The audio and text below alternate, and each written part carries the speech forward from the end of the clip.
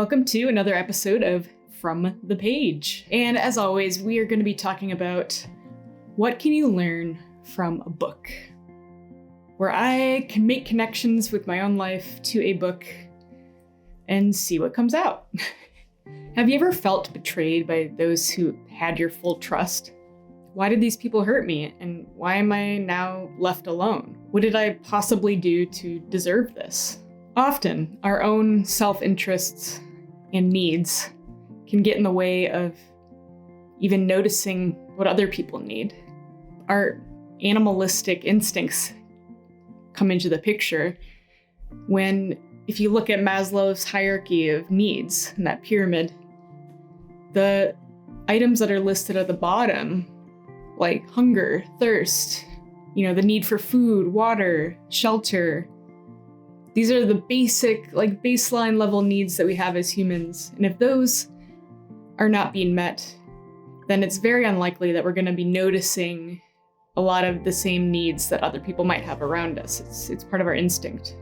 A pretty vivid picture of the delicate balance between survival, self-pity, strength, and forgiveness is displayed in the Alaskan Athabascan legend, which is a folktale called Two Old Women. This powerful story focuses on the two most elder women of a tribe based in the Yukon River Valley of the Alaskan region. And it's the middle of winter. They're a nomadic tribe, so they've been moving around as needed based on the availability or the scarcity of food.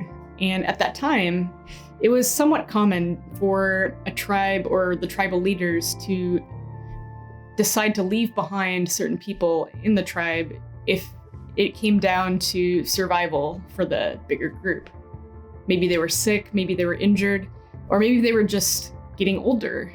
And if they were in any way kind of holding up the group, so to speak, they were left to their own devices.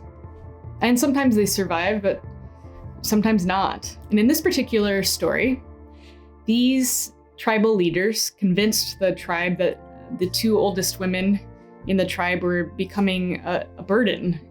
They were not able to, or not willing to help with the more physically demanding responsibilities of living in that tribe. They couldn't hunt. They were essentially just kind of moving along with the group, and they didn't have enough food to keep everyone healthy. And so they were left behind. At first, they were feeling like, oh, I am not going to survive out here. There's no way. I'm too weak. I'm too old. I don't remember how to do anything that I used to know when I was younger. And so this whole wave of self-pity confronts them at first. They realize, oh, I don't think our people are coming back for us. This is a turning point. This is a fork in the road. We have to decide, do we want to survive or not? When they were with the rest of the tribe, they, over time, got a little bit too used to other people handling the different responsibilities and more physical tasks that stereotypically get handed down to more able-bodied people, younger people. In a way, they were coddled for a while. They would pick and choose how they wanted to help out, and they kind of milked the situation that they were elderly and that they knew that they could depend on other people to take care of their basic bottom needs of the Maslow's pyramid. They had this attitude of, oh, I'm too weak, I can't survive. Because that's what they'd told themselves for so long, up until this point. How funny life is. No matter our age or existing burdens that we have in life, we always have the responsibility to be aware of and take care of our mind, body, and heart.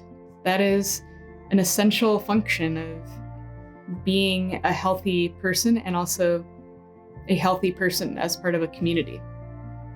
Self-pity will not extend your life or bring you more comfort. So on the one hand, this tribe has left behind their elders, thinking that it will make survival easier for everyone else. And on the other hand, these two old women are feeling helpless and feeling a lot of self-pity at first. Like how can I survive without the tribe? The cool part about this is that we soon discover that these women can survive. They slowly remember that they do have skills. They just weren't willing in the past to recall them in their mind. So these two elderly women that thought they were too frail and old to do anything were walking miles a day and hunting and doing it. So what is the moral of this story? I can let you know what I thought and what I took away from it. Age has no bounds is one thing. It's never a great idea to assume that because someone is a certain age, either really young or old or in between, that they can't do something. And if you ever feel that you are being told that you can't do something because of your age, that is not okay. It's also important not to pity yourself. Like these two old women, they were so used to other people doing things for them because of the stereotype around their age that they kind of fed into that. They essentially lost their self-confidence and they forgot the abilities that they had cherished in their younger days. And the cool part is they never lost those abilities. They only closed their mindset. And the last big idea that I took away from this is that we cannot live, and we are not designed to live in isolation. Yes, we can choose to live in a cabin in the woods for a while, but it's not exactly mentally healthy for us. We need community. We need a diverse set of skills, personalities, viewpoints, ages in our community that we can lean on. We can learn from each other. We can be inspired by each other. Because remember, we all have a responsibility to nourish our mind, body, and heart. We can't ask others to do that for us. So I do hope you read this book and let me know what you think of it, any reflections you have in the comments. Thanks for watching.